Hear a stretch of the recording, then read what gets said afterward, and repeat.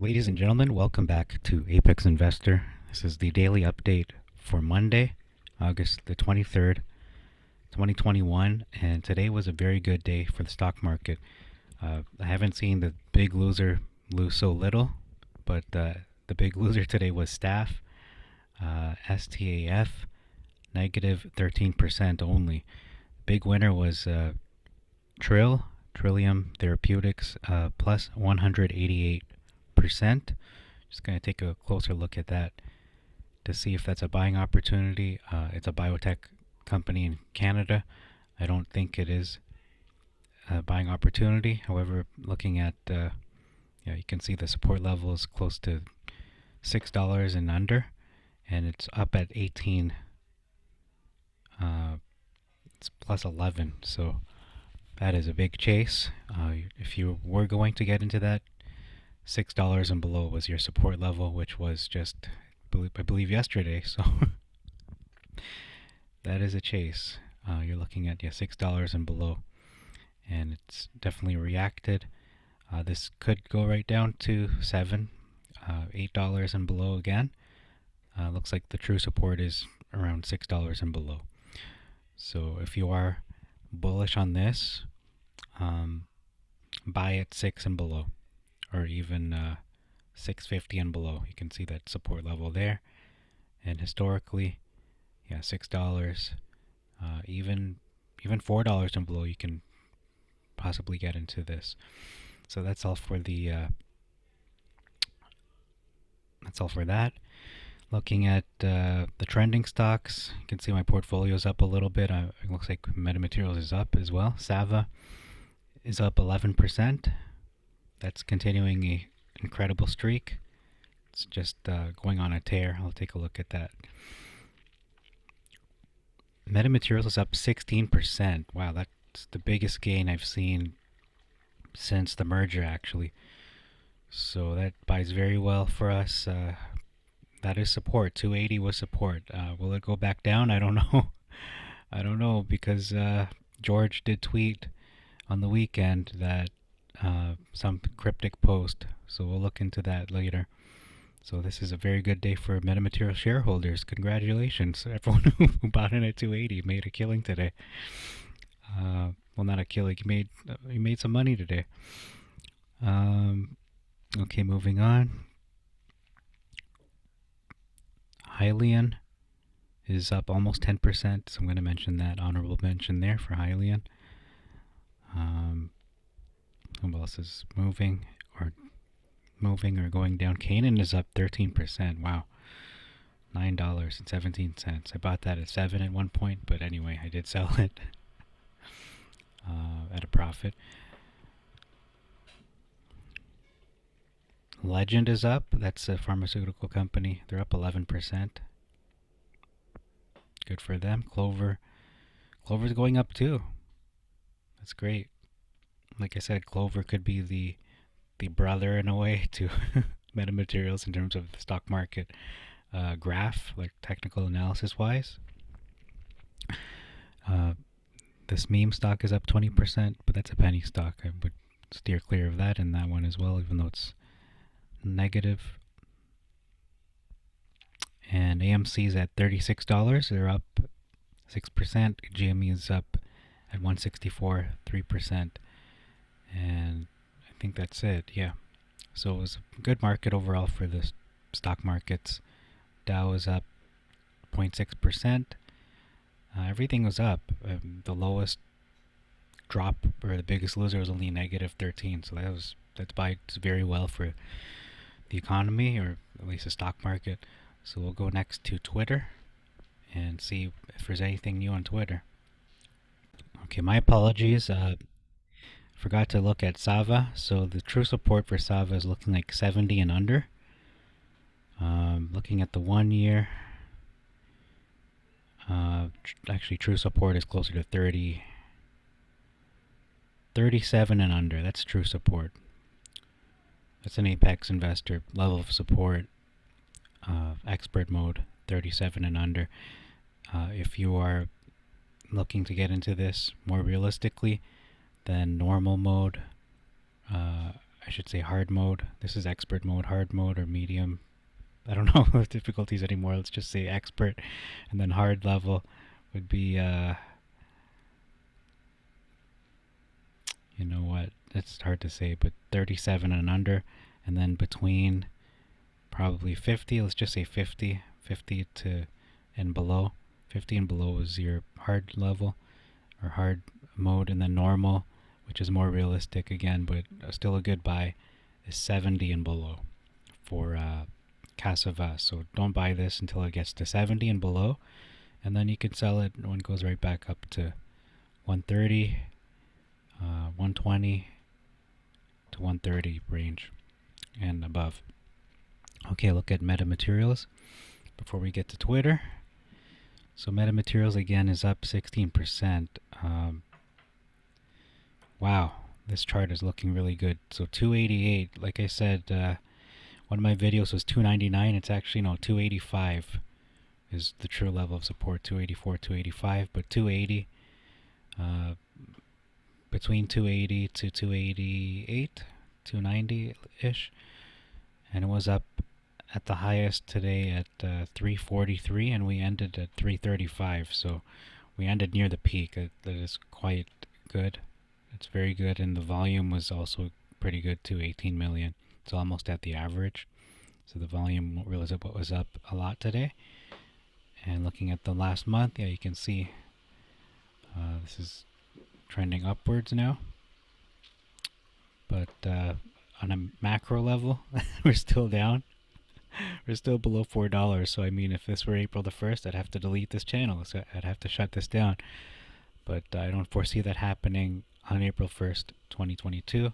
Again, we have just over it's at 7 months from now. So I don't think in 7 months this will still be at this level. Looking just at this huge, at least for us, this is a huge jump for us. 16%. Well, actually, for any stock, 16 is significant.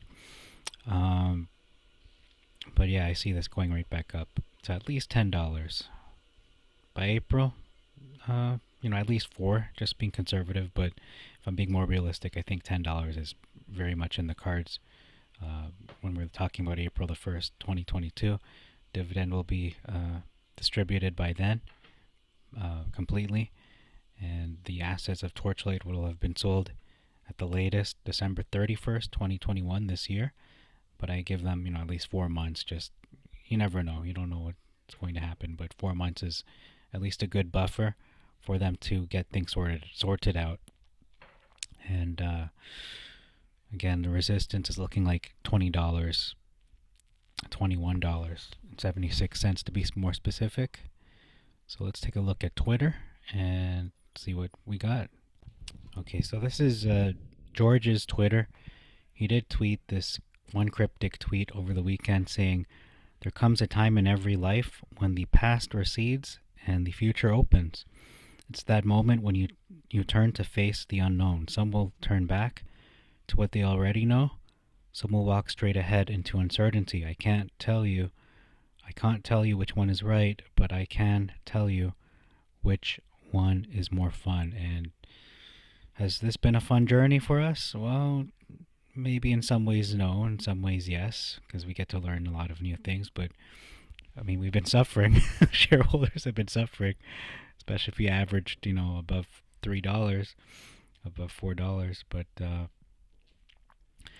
anyhow, it's interesting that George tweeted this over the weekend, and since then the stock has rebounded, 16% positive today, which is incredible. We'll see, or very good, not incredible, but it's very good. We'll see how the rest of the week bites for us. Tomorrow I will not be doing an update. I will post an update most likely on Wednesday morning. That's the plan. It's harder to do an update on the weekend, so I was saying if I don't do an update, I didn't, and that's what happened. I didn't post an update. It's very unlikely that I post anything on the weekend, but when I do, it has to be something pretty significant, pretty massive. So George Palikaras also tweeted today, I should say yesterday. He made two tweets. So one on Sunday. Metamaterials ATF was the Canadian listed Metamaterial Incorporated, which merged with Torchlight. MMATF holders received no dividend, and they got 1.845 times their original shares. I hope this helps.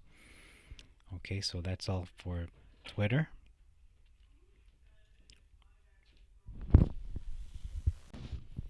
Okay, we have this chart. This person says this looks like a fire-breathing dragon. I don't disagree with that. It does look like some kind of serpentine, like Loch Ness monster going on here. A Metamaterials Loch Ness monster. That's really interesting. Metamaterials dragon. I don't know how you say it, but anyway, fire-breathing dragon. This is a stacked dragon. All right. Vortex update, short interest update. Metamaterials is currently up over 12% in today's trading, reversing last week's loss of 9.7%. So all that loss from the last week is gone. It's made up for. Estimated short interest is currently 9.19% of the free float. Utilization 94.68%. So I did see one of the titles of my last videos, or more recent videos in the last month, was Metamaterials to see a huge rally in August, at the end of August. Well, it is now the end of August. This is the last week of August, so we'll see if that kind of prediction comes true. I don't. Well, we'll see. I'm not going to predict any numbers, but we'll see a huge rally, I'm thinking. Okay, so there's one piece of news I wanted to share from Wall Street Bets. It was GameStop is having their Q2, I believe in less than a month from now, so about 3 weeks or so. But breaking development here as George Palikaras, CEO and founder of Metamaterials, is actually posting on StockTwits, according to one poster, saying he had a StockTwits conversation with TX Scotty. So that is speculative. I'm not going to confirm that, but I'm not going to deny it either. So his StockTwits account is real, confirmed on his Twitter. Okay, so I haven't seen that yet. If he could post the source, that would help. But moving on now. Okay, here's a some piece of news for Metamaterial shareholders, especially those who like to go on Reddit, who like to peruse and browse Reddit. Here's a subreddit called MMATR. This is a positive environment to discuss metamaterials. The only bad thing about this place is, ironically, the only negative thing is there aren't as many posts, and people post a lot less often, and there are a lot less members too. So there was a post 17 hours ago. It says green tomorrow, so they rightly predicted that this would be green. So that is interesting. I'm going to look at this post. Let it load first. Okay, so this poster says the last time AMC and GME ran, we were exactly in this time period. It always starts a month before quadruple witching day.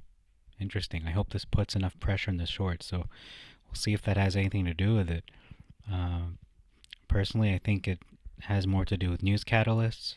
It has more to do with when George will eventually release a, not just PR, not just any regular PR, but a PR regarding a deal, a contract, multi-million-dollar contract that they have signed with a major company such as a Samsung, a Tesla, one of those, or any company basically.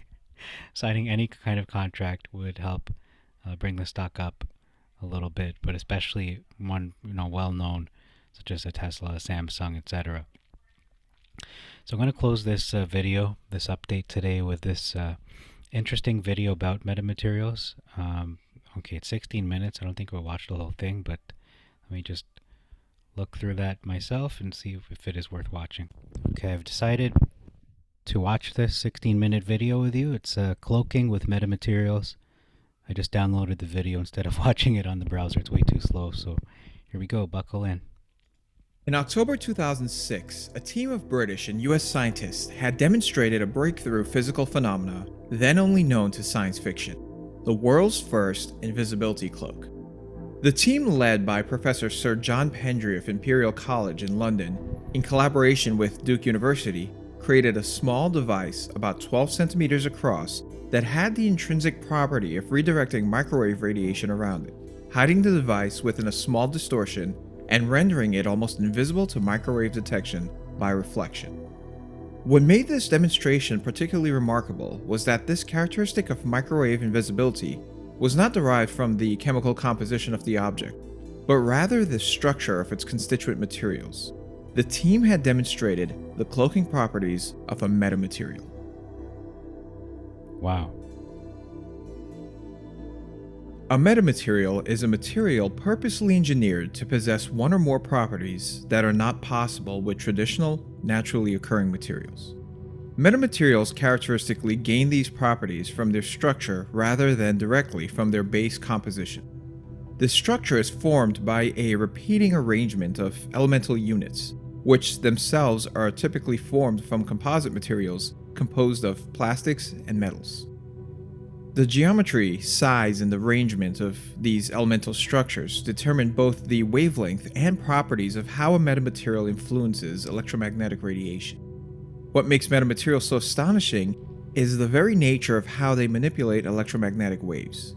Radiation can be bent, amplified, absorbed, or blocked in a manner that far supersedes what is possible with conventional materials. One of the more notable properties of most metamaterials is the unusual way in which refraction occurs within them. Refraction is the change in direction of a propagating wave as it passes from one medium to another. While refraction occurs within all waves, including kinetic waves such as with sound, it's a phenomenon most typically associated with light. How a wave is refracted is determined by its change in speed between media and the initial direction of the wave's propagation. For electromagnetic radiation, refraction can be determined by Snell's law. This law states that for a given pair of media, the ratio of the sines of the angle of incidence and angle of refraction is equal to the ratio between the wave's propagation velocities in both media. When the initial medium is defined as a vacuum, this resultant ratio is known as the material's refractive index. The refractive index of a material varies with the radiation's wavelength, which in turn also causes the angle of the refraction to vary. This is known as dispersion, and it is the phenomenon that causes a prism to divide white light into its constituent colors. This redirection of light within a medium through refraction is also a key principle of how lenses function. Every known natural material possesses a positive refractive index for electromagnetic waves. Metamaterials, however, are capable of unintuitive and unnatural negative refraction. They can effectively reverse the propagation of an electromagnetic wave within them. Because an electromagnetic wave is created by the coupling of the electric field and the magnetic field, for a metamaterial to possess such an unnatural refractive index, two parameters that determine the propagation of these fields in matter are manipulated: permittivity and magnetic permeability. Permittivity is a measure of how a material polarizes in response to an applied electric field, while magnetic permeability is the measure of magnetization that a material obtains in response to an applied magnetic field. Both of these parameters also represent the energy stored within the material as their respective fields are applied and combined. They determine a material's refractive index. Most known materials have a positive permittivity value.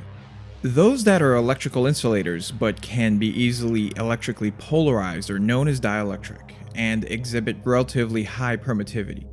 Certain materials, such as metals and plasmas by comparison, exhibit negative permittivity at specific frequency bands. However, no material that can achieve negative values for magnetic permeability has ever been discovered.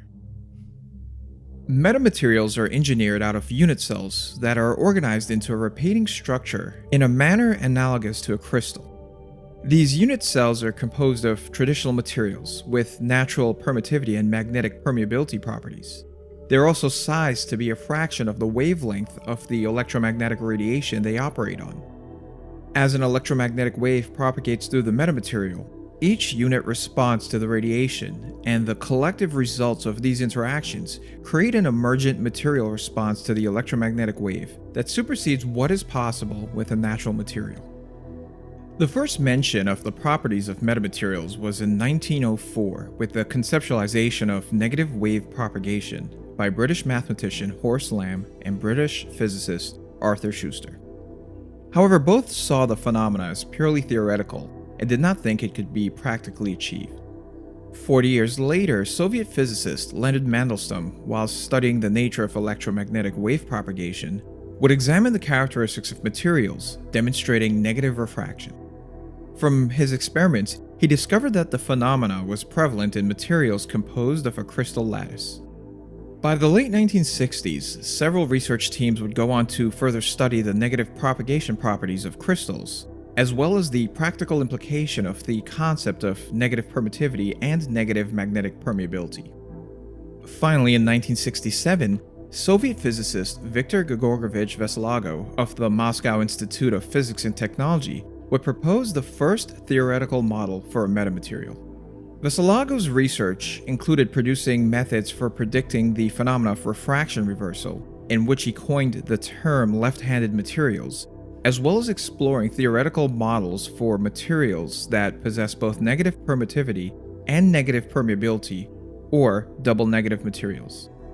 Over the next 3 decades, these would remain predominantly abstract, as the constituent materials and computing power needed to effectively design and experiment with metamaterials were lacking. Okay, I gotta pause it there for a sec. So, if you just caught that, there's so much that was explained, but essentially, why I paused it is because, similar to, I'm gonna compare it to Star Wars, but like George Lucas's vision of doing the prequels, he couldn't do them in the way he wanted to because the technology wasn't there in the 70s and the 80s until the year 2000 or early 2000s, where he said, okay, the technology is good enough, I can now make the movies according to the vision I have. So similar to these materials called double negative materials at this point, they state in this video that the technology just wasn't there until now. So let's keep watching. As the framework for metamaterials was being developed at the theoretical level, the related field of microwave engineering and its application to antenna design began to rapidly evolve after World War II. From this, the development of artificial dielectrics during the 1950s and 1960s began to open up new ways to shape microwave radiation, especially for radar antenna design. Artificial dielectrics are composite materials made from arranged arrays of conductive shapes or particles, supported in a non-conductive matrix.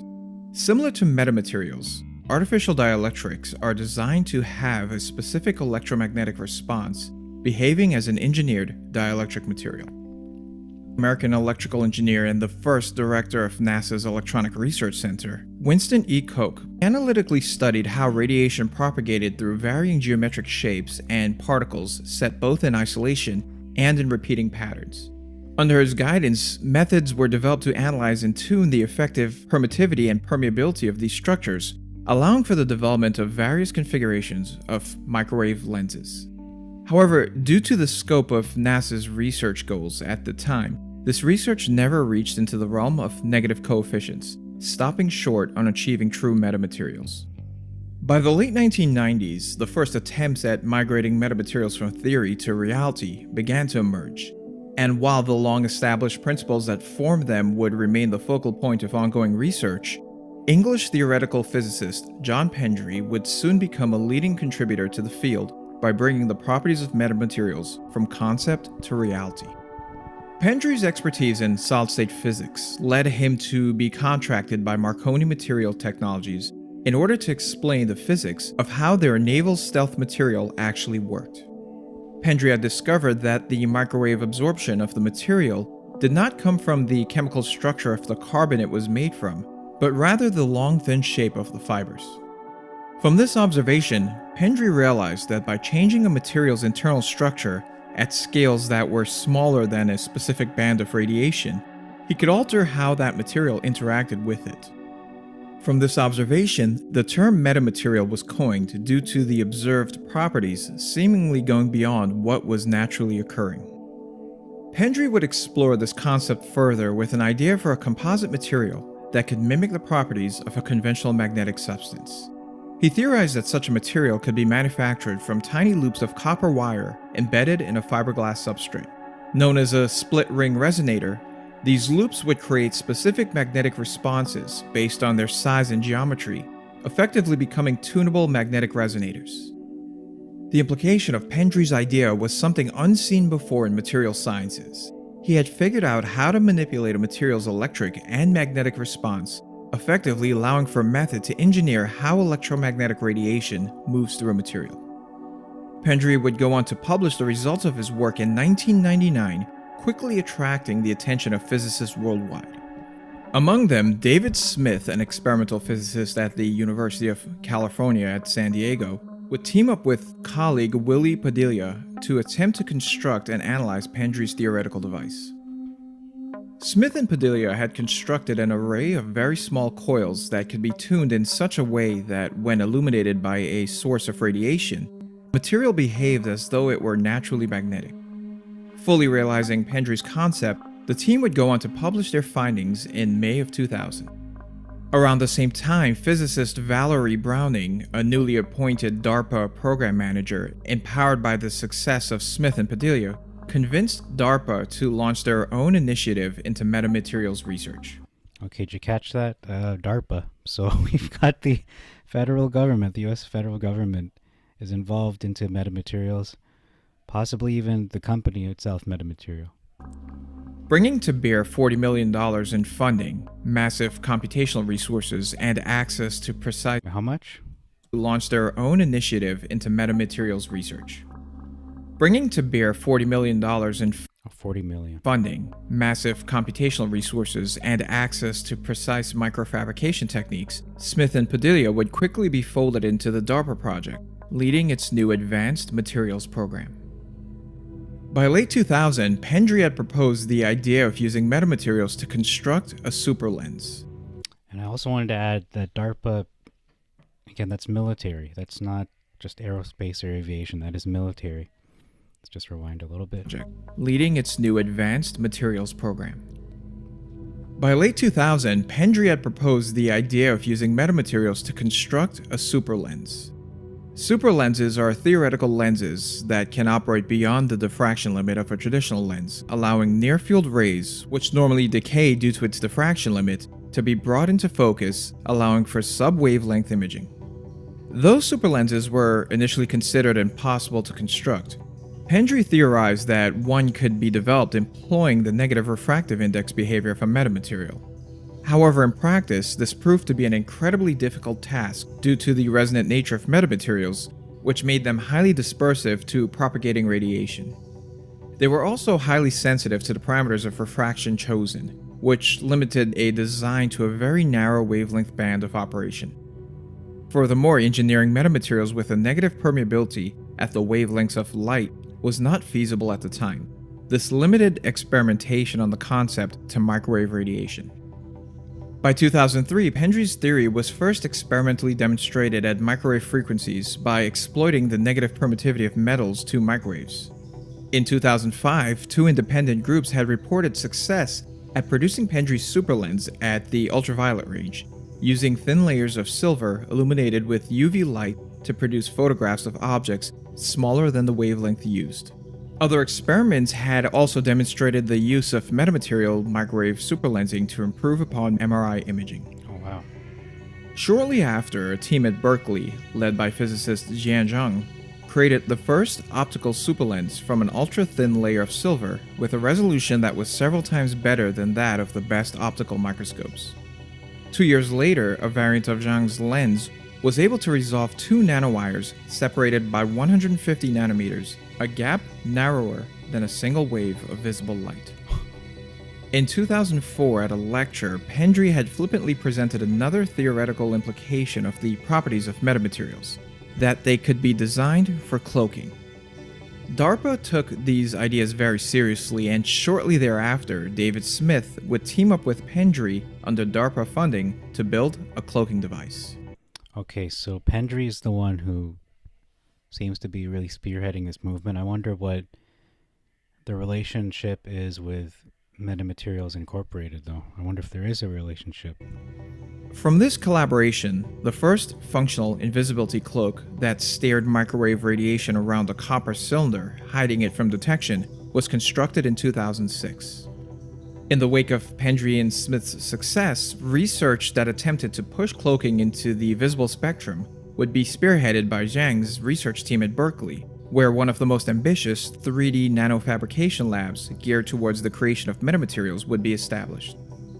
By mid-2008, Zhang's group took the first steps toward creating an optical invisibility cloak by fabricating a nanoscale three-dimensional optical metamaterial. Composed of 21 alternating sheets of silver and a glass-like substance, the material referred to as a fishnet caused light to bend in unusual ways as it moves through the alternating layers. A few months later, Pendry and Smith would refine their microwave cloaking experiments further by creating a device that could mask an object beneath it from microwave detection. What made this particularly notable was that it operated on a wider band of radiation than their previous attempts. Despite the ongoing research and relative success with microwave radiation, to date, optical cloaking still remains elusive due to the technical challenges of manipulating light within a metamaterial.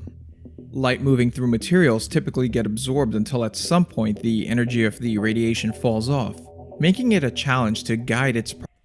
Okay, I gotta rewind that. It's a lot to take in. Despite the ongoing research and relative success with microwave radiation, to date, optical cloaking still remains elusive due to the technical challenges of manipulating light within a metamaterial. So if George and Co. can come up with a cloaking jacket or cloaked car, something like that, I doubt that'll be available for the masses, but if they can come up with a solution, boy, the military would jump on that in a heartbeat. Light moving through materials typically get absorbed until at some point the energy of the radiation falls off, making light getting technical absorbed. Challenges of manipulating light within a metamaterial. Light moving through materials typically get absorbed until at some point the energy of the radiation falls off, making it a challenge to guide its propagation in a useful way. In addition, creating nanoscale structures that can interact with the shorter wavelengths of light pushes current nanofabrication techniques to its limit. Beyond these technical challenges, cloaking also suffers from a major practical flaw. By bending radiation around a cloaked object, it also becomes impossible for the object to observe the world around it.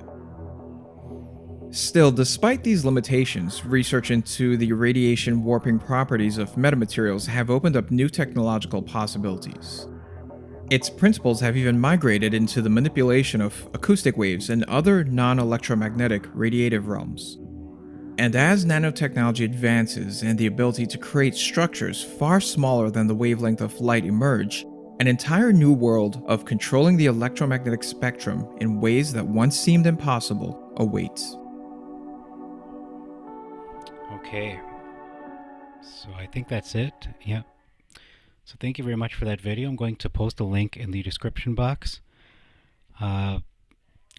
Metamaterials could be the new, bow and arrow, the new nuclear energy. This could revolutionize not just people's lives, but even military and weapons of war. Unfortunately, I don't want to say that, but I mean, that's just the truth. So thank you very much for your time. No update for tomorrow. There will be an update most likely on Wednesday morning. So I'll try to do a video before the market opens. Thank you very much again for all the support. And we'll see you on Wednesday morning. May God bless you and God bless your investments.